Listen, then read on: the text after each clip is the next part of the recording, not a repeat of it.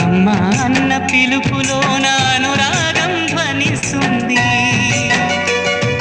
నాన్న అన్న పదములోన అభిమానం జనిస్తుంది, మమ్మీ డాడీలోన ఆ మాధుర్యం ఎక్కడుంది,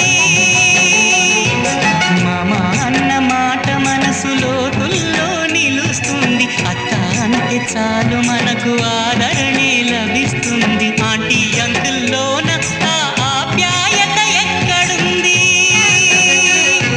పరభాష జ్ఞానాన్ని సంపాదించు,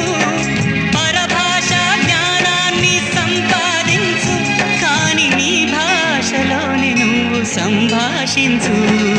తల్లి తండ్రి నేర్పినట్టి మాతృభాషరా, తెలుగు మాట్లాడి నువ్వు వాళ్ళ రుణం తీర్చరా, కొంత రుణం తీర్చరా.